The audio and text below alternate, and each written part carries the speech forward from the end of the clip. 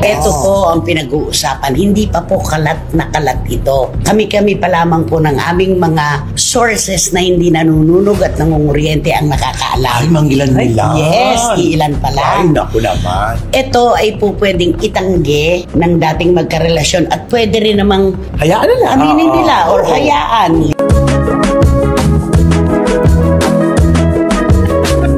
Diba? Ilang gabi na raw po nitong mga nakaraang linggo na nakikita ang sasakyan ni Daniel Padilla na paikot-ikot sa subdivision kung saan nakatira ang mga Bernardo.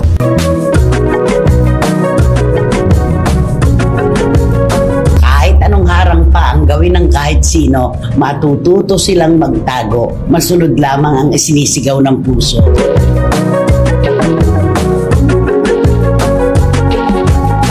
Dedmahan na lang daw si Alden Richards at saka si Catherine Bernardo. Niloloko lang nila yung sarili nila at ang publiko.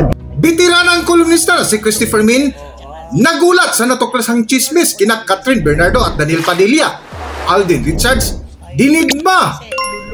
Kung bago lang kayo dito sa aking YouTube channel, huwag kalimutan mag-subscribe at pindutin nyo na rin ang notification bell para ma-notify kayo sa ating susunod na video. Maraming salamat!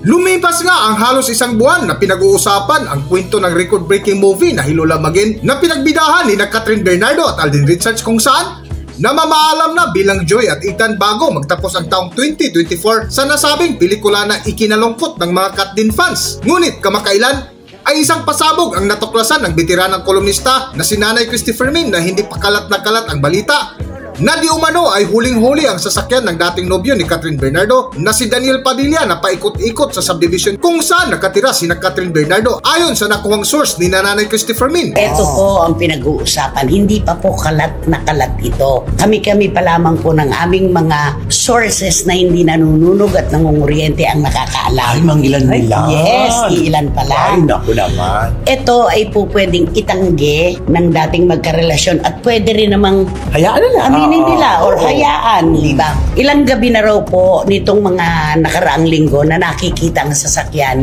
ni Daniel Padilla na paikot-ikot sa subdivision kung saan nakatira ang mga Bernardo. Uy, sina Catherine. Siyempre kilala ang sasakyan ni Daniel, di ba? Alam na yun ang bahay ni Catherine Bernardo. Natural lang, di ba? At ang balita pa, umahanap talaga ng tao na makapagtutulay si Daniel para sa kanila ni Catherine. Di ba? Naku. Ano sa palagay mo? Kung magkakaganon man, naku, ito na yung sinasabi natin. Pag kayo talaga, kahit anong mangyari, basta pag kayo ang ending, kayo pa rin eh. Ikaw, anong basa mo dito? Di syempre, pagka ganyan na paikot-ikot dun sa bahay ni Catherine. Sa subdivision. Sa subdivision.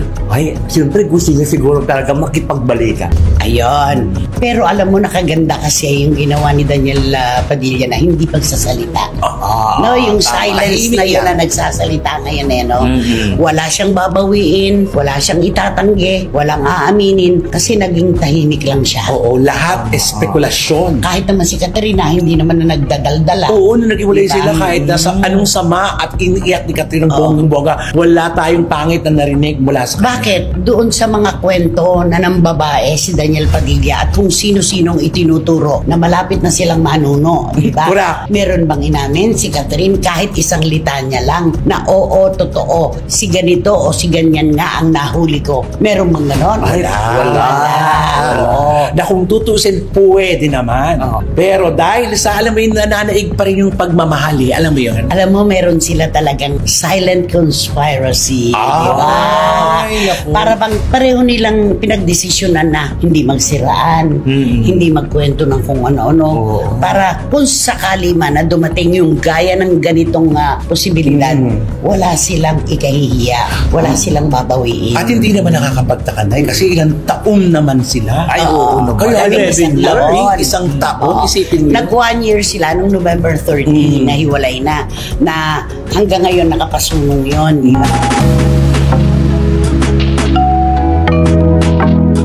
Sa patuloy nga lang kwentuhan ni Nanay Christopher Min ay ibinulgar nila na di umano ay nagdidmahan na sina Catherine Bernardo at Alden Richards matapos ang matagumpay ng kanilang pinagsamahang pelikula na Hilulabagin na ayon pa sa ibinahagi ni Nanay Christie na hindi binati ni Catherine Bernardo si Alden Richards sa kanyang kaarawan. Lalo na ngayon, hindi nga ba't sinasabi nagdededmahan na lang daw si Alden Richards at saka si Catherine Bernardo na hindi nga raw binati ni Alden ay ni Catherine si Alden yung nag-birthday. Malay naman natin kung nag-usap naman yung dalawa ng sila lang personal, di ba? Pero alam mo, itong si Catherine, unang boyfriend niya si Daniel Padilla. Naku, hindi namamatay yan pag ganyan. First love never die.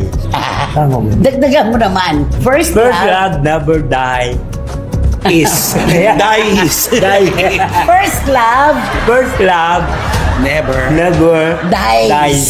Dies. May S. First love never dies. Sabi niya, first love never dies. Totoo yun, ano?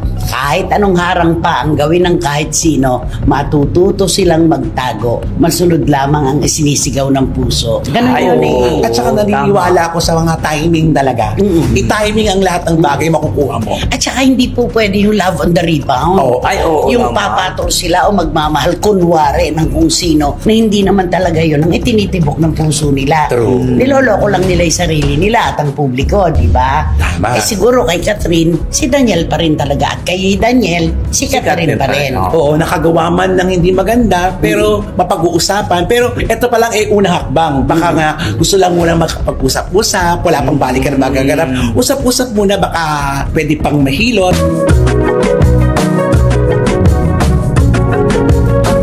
Sa dulo nga ng topic ni Nanay Christie Fermin at mga kasama nito na sina Romel Chica at Wendell Alvarez na kung sakali pinagbigyan ni Catherine Bernardo ang dating nobyo nito na si Daniel Padilla, ay tiyak na pagpipiyastahan muli ng mga solid supporters ni na Catherine Bernardo at Daniel Padilla bilang Katniel fans. Para sa buong kwento, narito ating panoorin ang video. Narito ang video. At saka, kapag ka pinagbigyan ni Catherine si Daniel, magpipista ang mga Katniel. Ikalulungkot naman ng mga Katniel, di ba? Bakit si Daniel hindi niya gayahin mga politiko? Bibigyan ko kayo at ipagtatayo ng tulay kahit walang ilog. Di ba? Tama. Pero di ba, siyempre, mayroon tinatawag tayo na second chance. At dapat lang talaga na nabibigyan ng pangalawang pagkakataon ang kahit sino. Diba? At saka sa balitang ito, binibigyan natin ng pag-asa ang lahat. Dapat ganon. Hindi, tsaka ang masusunod talaga, ang puso nilang dalawa. Yes. Dahil sabi nga natin, harangan man ang sipate, talagang sila pa rin kung talagang para sila sa isa't isa. Yan sinasabi nga, di ba, pagkapag-ibig, di ba, Leon, ang tigring aking kaaway. Makuha ko lang si Inday, di ba? Ako hinaalala ko kay Inday. Ay nako, kung ano man po ang katotohanan, pwede itong i-deny ni Daniel. Kasi po pwede naman sabihin, sasakyan ko ba yun? Ako lang ba ang meron sasakyan na gano'n ng estilo? Pwede. At si Catherine naman pwedeng sabihin na, hindi naman totoo yun. Di ba? Parang gano'n. Pwede nilang i-deny. Pero ito, tandaan natin, hindi makapag-de-deny ang puso. Ayan. Yun lang yun. Di ba? Hanggang dito na lang muna ang ating video at kung nagustuhan nyo, huwag kalimutan mag-subscribe at pindutin nyo na rin ang notification bell para ma-notify kayo sa ating susunod na video. Maraming salamat!